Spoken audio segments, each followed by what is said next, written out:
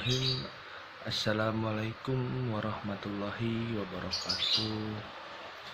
Izin memperkenalkan diri terlebih dahulu sebelum saya memasuki ke materi. Baik, nama saya M. Farhan Ramdhaniasa, NPM 17520123447, mata kuliah Hukum Pidana Internasional, dan dosen pengajar saya yaitu Bu Aisyah Muda Cemerlang, SHMH. Baik, saya akan memperjelaskan materi yang sudah ditentukan oleh Ibu Aisyah, yaitu materi mengenai sejarah perkembangan hukum pidana internasional dan hubungan pidana internasional dengan hukum pidana nasional. Baik, saya akan mulai memasuki ke materi saya. Aspek hukum pidana internasional dan hubungan pidana internasional dengan hukum pidana nasional, yaitu pembahasan mengenal aspek hukum dan hukum internasional di dalam kerangka pemikiran tentang hukum pidana internasional sengaja ditempatkan tersendiri di dalam karya tulisnya. Hal ini didasarkan pada pertimbangan sebagai berikut, yaitu yang pertama, hukum pidana internasional sebagai subdisiplin memiliki dua sumber hukum, yaitu hukum yang berasal dari hukum pidana nasional dan hukum internasional. Yang nomor dua, yaitu kedua sumber tersebut telah membentuk kepribadian ganda. Ini tidak harus dipertentangkan, tetapi justru harus saling mengisi dan melengkapi di dalam menghadapi masalah kejahatan internasional.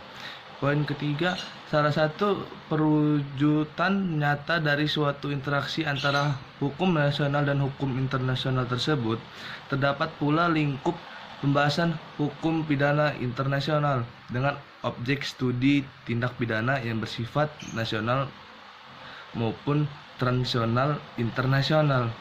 Poin keempat, yaitu pembahasan aspek hukum pidana nasional dan hukum internasional dalam lingkup hukum pidana internasional akan memberikan landasan berpijak bagi analisis kritis di dalam pembahasan konsepsi serta karakteristik dari suatu tindak pidana internasional.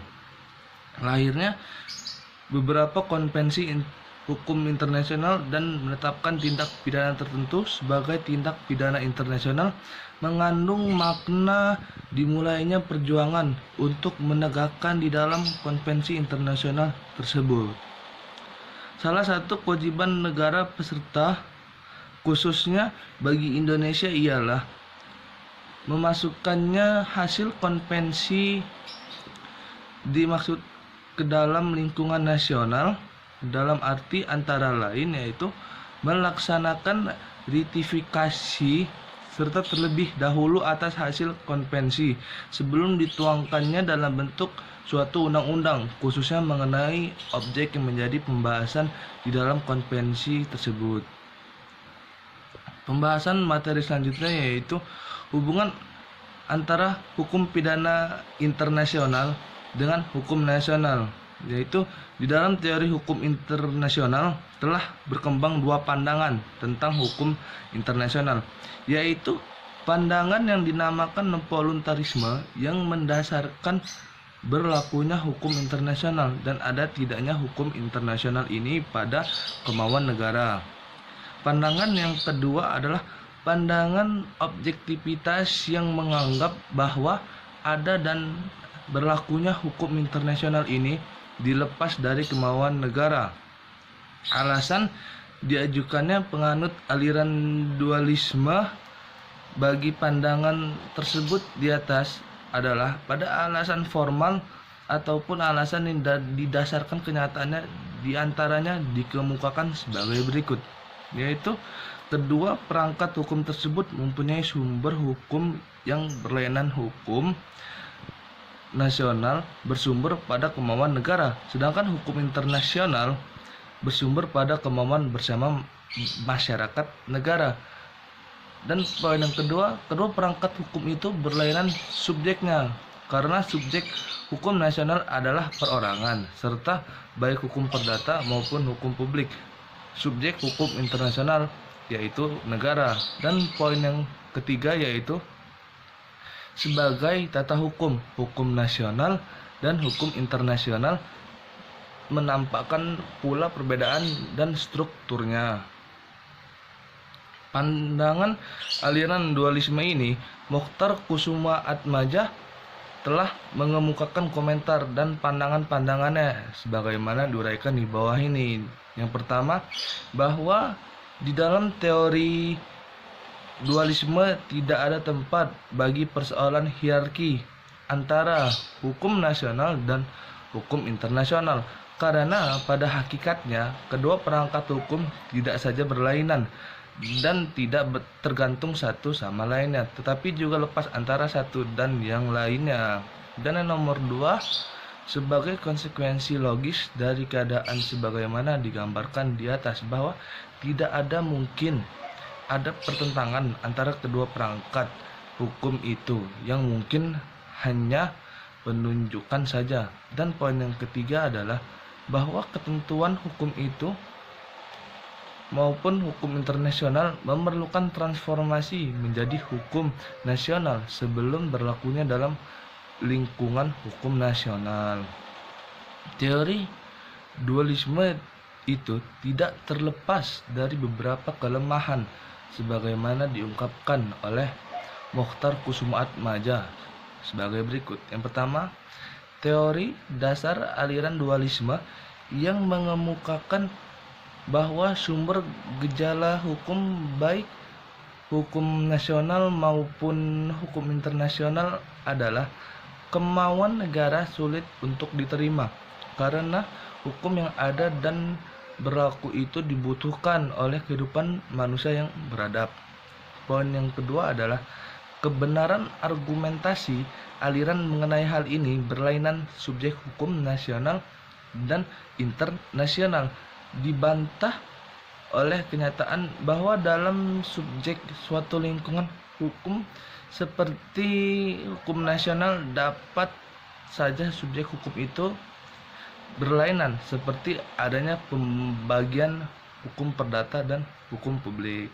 Dan poin yang ketiga adalah argumentasi kaum dualis yang mengemukakan adanya perbedaan struktural antara hukum nasional dan hukum internasional. Ternyata perbedaan yang dikemukakannya hanyalah perbedaan gradual dan tidak merupakan perbedaan yang hakiki atau asasi.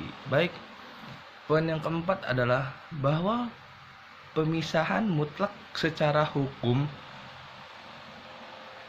antara hukum nasional dan hukum internasional tidak dapat menerangkan dengan cara memuaskan kenyataannya, bahwa dalam praktiknya seringkali hukum nasional itu tunduk pada sesuai dengan hukum internasional. Di lain pihak, paham monisme didasarkan pemikiran kesatuan seluruh hukum yang mengatur hidup manusia. Dalam rangka pemikiran ini, hukum internasional dan hukum nasional merupakan dua bagian dari satu kesatuan yang lebih besar, yaitu hukum yang mengatur kehidupan manusia. Akan tetapi dari pemikiran tersebut mengakibatkan bahwa dalam dua perangkat ketentuan tersebut ada hubungan hierarki. Dan yang pertama adalah paham monisme dengan primat hukum nasional. Paham ini mengemukakan bahwa dalam hubungan antara hukum nasional dan hukum internasional yang utamanya adalah hukum nasional, sedangkan paham monisme dalam primat hukum internasional mengemukakan bahwa dalam hubungan antara hukum nasional dan internasional yang utama adalah internasional. Menurut Mokhtar Kusumaatmadja mengemukakan beberapa kelemahan paham monisme dengan primat hukum nasional sebagai berikut. yaitu kelemahan yang mendasar yang cukup gawat bahwa paham ini terlalu memandang hukum itu sebagai hukum tertulis semata-mata, sehingga hukum internasional dianggap bahwa hukum yang bersumberkan perjanjian internasional, suatu hal sebagaimana yang kita ketahui itu tidak benar. Poin berikutnya, pada hakikatnya pendirian paham kaum monisme dengan primat hukum nasional ini merupakan penyangkalan terhadap adanya hukum internasional yang mengikat, serta poin yang terakhir yaitu paham monisme dengan primat hukum internasional.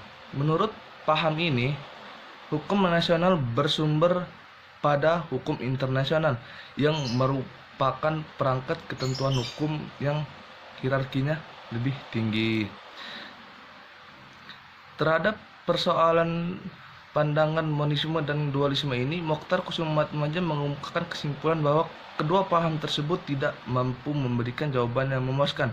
Pada satu pihak, pandangan dualisme melihat hukum nasional dan hukum internasional sebagai dua perangkat ketentuan hukum yang sekali terpisah tidaklah masuk akal, karena pada hakikatnya pandangan tersebut merupakan penyangkalan dari hukum internasional sebagai perangkat hukum yang mengatur kehidupan antara negara.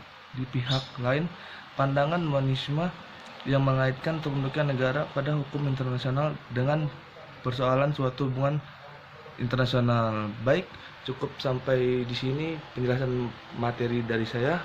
Bila ada kurangnya saya mohon maaf, dan kepada Allah saya mampun. Saya akhiri, billahi taufik wal hidayah. Wassalamualaikum warahmatullahi wabarakatuh.